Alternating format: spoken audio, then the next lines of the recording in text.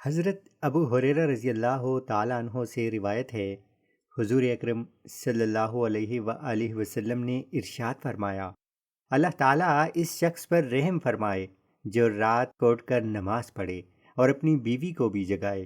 اگر وہ انکار کرے تو اس کے چہرے پر پانی کے چھینٹے مارے، اور اللہ پاک اس عورت پر رحم فرمائے جو رات کو اٹھ کر نماز پڑھے اور اپنے شوہر کو جگائے، اور اگر وہ انکار کرے تو اس کے چہرے پر پانی کے چھینٹے مارے۔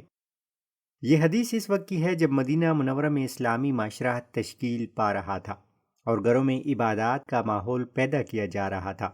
آپ صلی اللہ علیہ وآلہ وسلم نے فرمایا کہ صرف فرد ہی نہیں بلکہ پورا گھرانہ نیک بنے، میاں بیوی ایک دوسرے کے لیے نیکی کا ذریعہ بنے، اور رات کی عبادت یعنی تہجد کو عام کیا جائے۔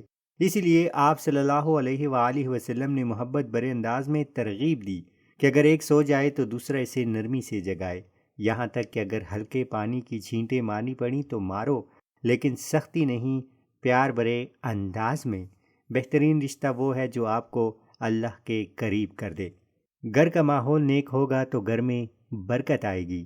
نیکی پھیلانے کی شروعات اپنے گھر سے کریں۔ اپنی دعاؤں میں یاد رکھیے گا۔ فی امان اللہ۔